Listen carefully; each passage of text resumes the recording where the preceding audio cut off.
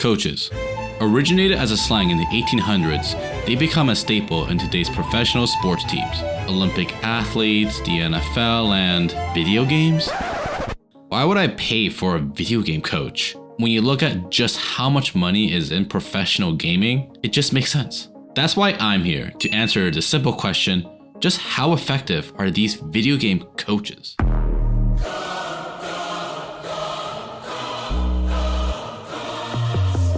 Doublelift. Hailed as NA's GOAT in the professional scene, Doublelift Yiliang Peng won 8 North American championships, 1 MVP, and made finals in international tournaments mid-season invitational. Don't look up who won. I was interested to see how well I could get coached by someone who's played the best of the best. To set the premise of this session, first, this was streamed on Doublelift's Twitch channel with thousands of viewers watching. Secondly, I am a one-trick pony, meaning I only play one champion, which is SamppA.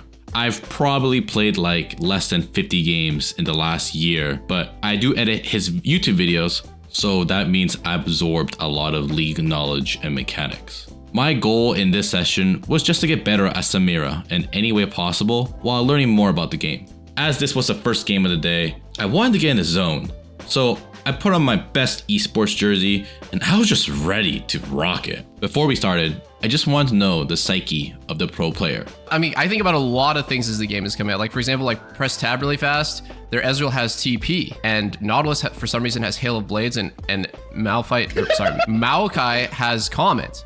A couple things I would think about right now is, for some reason, both supports have like fucking dogshit runes. But I think you're advantaged because like Maokai with no Aftershock is now actually like a potential kill target. And it all went downhill from there. I don't know why you're... Oh! Oh? Oh, two creeps. Oh, you're fucked. Oh! I'm lagging. That was lag. I think the biggest benefit I got to see was just having someone point out the plays. Now that your Nautilus is coming back, I would actually eat your potion because you might go for an all-in. These guys probably don't have... He wants all-in. Right? Yeah, he wants it. I like it. It's good.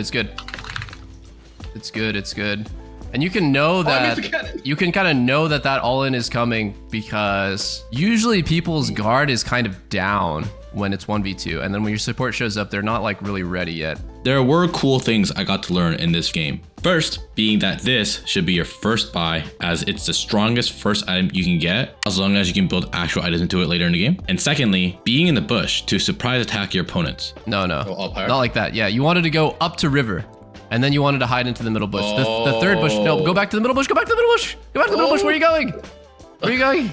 Super simple things, but things you don't really think about when you're playing. I played pretty bad this game. How do I know? Okay, so now you're just going to get a Hail Mary, so stack your passive a bit on like Olaf and then try to go for ult. Oh, whoa. Whoa, you just went in. Oh, my Q! You just went in, bro. You know what's funny? This whole game? I don't think you just cleansed once. Yeah.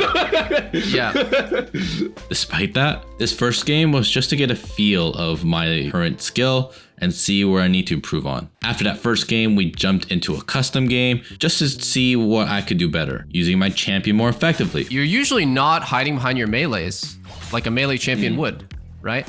But then when you get to this part, and you're at the end of the wave and you want to get out, you just do that. As you're clearing the wave, you should always position yourself, if you can.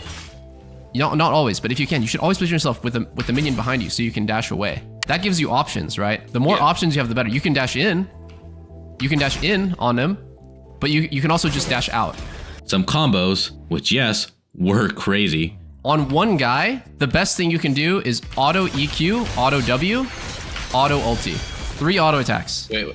That makes sense? I got right down. And I was excited to play in the next game. Taking everything they banned my champion. So I ended up picking Tristana, a champion that's similar to SamppA, but not really. I also want to note that I do not play her as much as people might assume, just to prepare you guys for the gameplay. Looks good. Whoa, Sammy, no! If there's anything I took away from this one coaching session, which if you play League of Legends, you should take notes right now, is how to win a range versus range matchup. The only thing that matters is getting the push. Once you have established the push, you can hide behind the minions and continue to push for the entire lane. All right, now you're 2 first. You can look to jump. These guys are disrespecting you. Jump. Nice. Beautiful. Keep hitting. Keep hitting. One more. Ah. It's just unplayable for them. There is no way that the enemy bot lane can win anymore. Now it's just a bit of mechanics. Like you're giving them too much respect. Play aggressively. Play aggressively and just dodge their spells. If they disrespect you or give you an angle to go. Like this Ezreal is just being so stupid. Nice. Ooh. There we go. There we go. There we go. We did it! Wow, that's actually so much easier when you shove it in. What the fuck? I'm somewhat positive no other league coach, if I would have hired them, would have mentioned this to me unless they're like challenger or something. The biggest problem with video game coaches in general is just the infrastructure. For each session, I had to do Discord, and sometimes it delays. And this specific play showcases that. It's good. Eat the turret. Eat the turret. You have time right now. What are you doing? Why don't you eat the range minions? I heard E and I heard, okay, the minions. Back, Veigar's here. Oh, Sammy, what the fuck are you doing, bro? I've had it. However, some things are still replicable. Oh, only a little bit though. Unlucky. Oh, careful. That's a Belveth. Nice. Okay, so one thing I'll tell you right there, instead of jumping onto the Belveth melee, it's better for you to jump into auto attack range of her, and then you won't have to jump out immediately after. So even though initially you'll do less damage because you're not jumping onto the Belveth, over the long run, you're gonna do way more damage because you'll be able to stay into the fight without taking damage. Okay, so here we can practice jumping into range to do something, but not exactly jumping onto them. Yes, there, perfect. Cleanse. You're withered. Cleanse? Oh. You're withered, yes. Oh. All good. You don't need to. It's all good. Now you can do Baron. Bat finger here, and the game unfortunately ends despite our strong early start. You're probably asking, how nervous were you? I was aware I was more nervous than normal. However, I didn't know how nervous I'd actually get. So when you weigh that with the amount of people watching, it was getting difficult to focus. Game 3, we shake it up by basically him piloting me as if we were a Ratatouille, which is funny because I'm playing a rat. This, funny enough, was the worst game of the 3.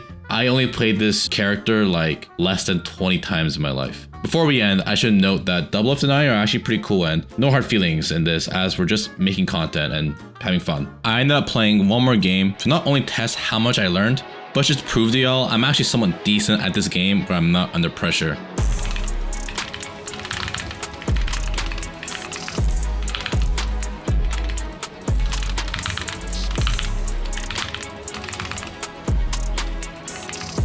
Let's go! It was 100 Thieves hoodie. And that was my first coaching session. Before we get to the next coach, make sure to like and subscribe if you really enjoy this kind of content. Hoping to put these out like once every 2-3 weeks. Instead of just a really good player, what about an actual video game coach coaching me in a game where I barely have 5 hours locked in? Meet SamppA, a video game coach who specializes in Fortnite. SamppA does stream, however, he does not stream his coaching sessions, so having that choice was good. Even before starting, I could tell I was gonna learn a lot. SamppA had structure for the coaching all planned out. Game 1 started with me dropping to Grand Glacier. To quickly address why I have so many cosmetics, despite me saying where I barely have 5 hours locked in. I am sorry for being a problem in the microtransaction issues. I was trying to loot when a person came out of nowhere and attacked me. Thanks to my Valorant skills, I won against this real person. Let's go! Wait, Let's go. was that a bot? That felt like a bot. I said the one thing I really wanted to learn by the end of this session was just learning how to build. This may seem basic, but as I mentioned to him, I am quote unquote new to this game, so I was taught as if I had never played this game before, so I respect that. We ended up fighting some NPCs, and while I did win, I was jumped by Travis Scott. There's a guy behind you. Oh, no. You can I use got- the shockwave in slot Oh, 1. oh Oh, good try. no. No, what the fuck? I got bullied. We ended up playing in a custom mode, and he ran me through what guns are, the comfortable buttons for building, third person shooting, tips and tricks, and what I deemed most important, right hand peeking. Then we got into building. As a casual viewer, the building looks scary. I mean, that's why there's a no build mode. What looks the easiest while still looking cool, however, is called ramp rushing. It's actually building a ramp towards your opponent, but building it in a way so your opponent can't take it down as easily. I couldn't get the concept down right away and took some time, but I was told this was a difficult mechanic. After that session, we decided to start at the same spot every time, just so we get the concepts down and not have to worry about where we're landing. In game 2, I was shown the visualize sound effect option, which basically shows where all the sounds are coming from. Thanks to the amazing build training, I was able to destroy this real opponent, and it was really encouraging to take the fights to practice. Shit, see, no! I'm not practicing, chill out! Calm down! No! Holy shit, I overheated. Well, I tried, right? Game 3 starts at the same drop, looting, and running back to the same location, only to get into my first real gunfight. The building wasn't clean, but because of that right side coaching, the entire time I was building, I was trying to make sure I could get the right side advantage, and that netted me my first kill. I immediately got into my second fight. Good enough? Where'd he go? It's great. Oh, fuck.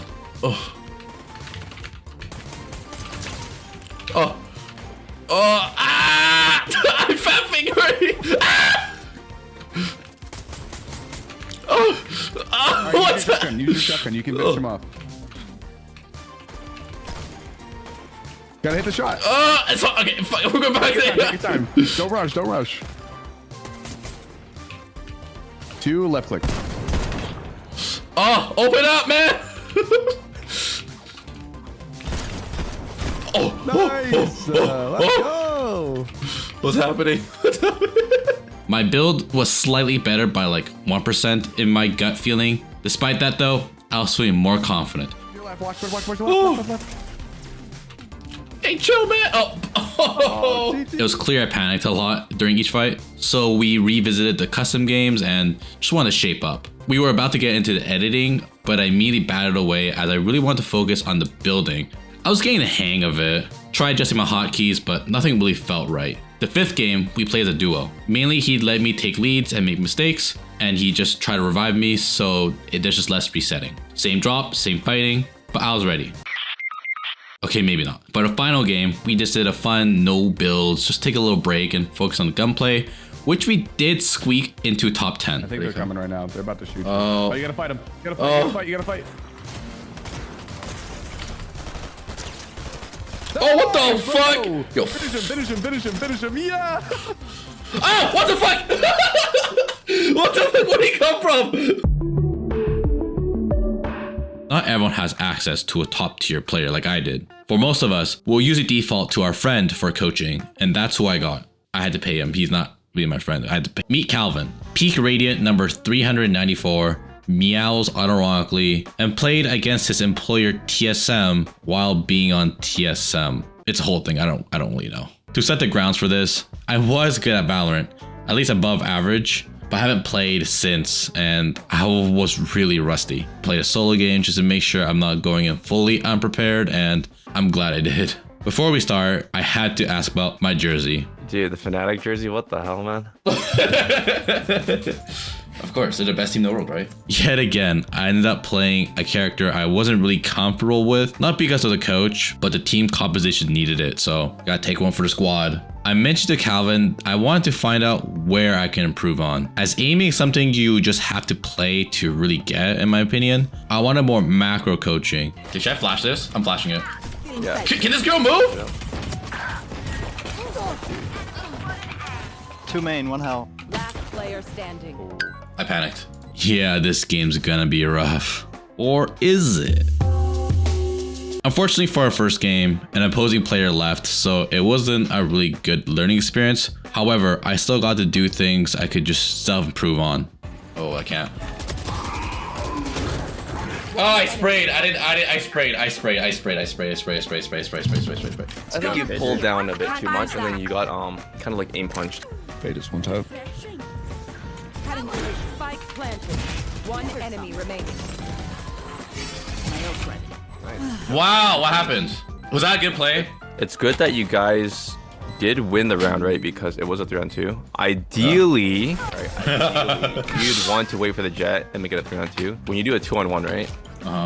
And you have no idea where the last guy is, typically you want to let the guy plant the bomb, right? Because then you have a general idea of where the guy is going. Despite them being a player down, we ended up winning 12-4. After, Calvin took me into a custom game and showed me important things like how to peek corners. If I was to peek you, I'm like kind of going in a diagonal direction, which makes it really easy for you to kill me because I'm not moving as fast on your screen. Whereas if I'm just like strafing into it, do you know what strafing means? Like going like this?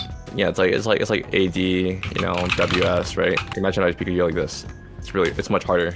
And if you notice, when you strafe into the peek, if you don't hold the key for super long, it won't make a sound. So you do like this, then it doesn't make a sound. What the fuck? As well as just common indicators to aim properly. It's kind of things you can use as like head level. Yeah. Right. For example, you can like use these logs. This is head level, right? And then for market, you can use this light bulb right here. Oh. It's like head level. There's a lot of things on the map that count as head level. Like this is pretty sure is head level too. This next point isn't to diss Calvin as he's not a coach. He's just a really good Valorant player. When I compared two custom mode sessions, both SamppA and Doublelift knew what concepts were too complex or things that weren't as needed for this round. And it just felt like Calvin was rambling sometimes, which I get. I think we can all relate to that one friend who goes on mini tangents sometimes. Game 2 was me locking in my favorite character, Neon. For this game, I want to focus on communication. I wasn't clearing the sights, so I improved by going slowly. Killjoy screens. Three screens, all three screens. Slower. Moving out. Screens. ISO dropped. ISO's on site. Somewhat slower. Oops.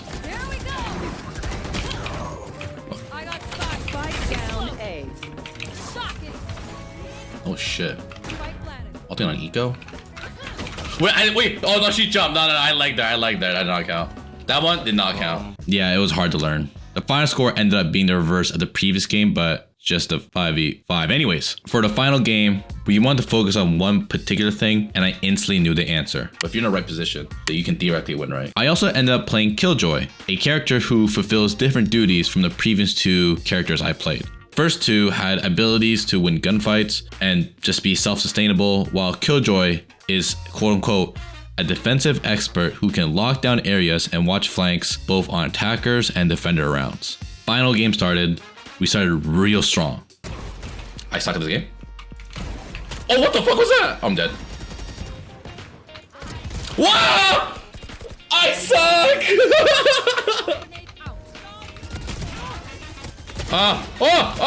Okay, kinda. I still had some issues like running and shooting, which reduced my overall accuracy, but overall, I was still enjoying my time, laughing through the games as we were looking to win my first coached game.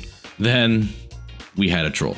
Our teammate decided to throw for, I'm not sure why, which made the other players do worse, and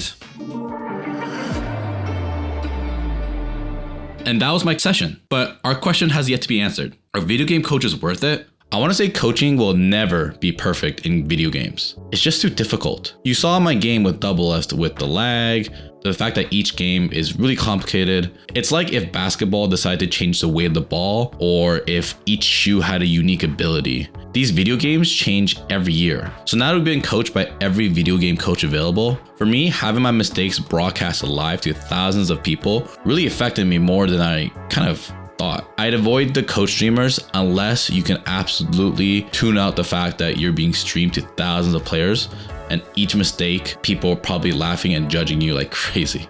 So between the two, I'd say the video game coaches are better, but it's with a huge asterisk. I don't know how to make an asterisk. If you want to play better at the next basketball tournament you're entering, the coaches are there.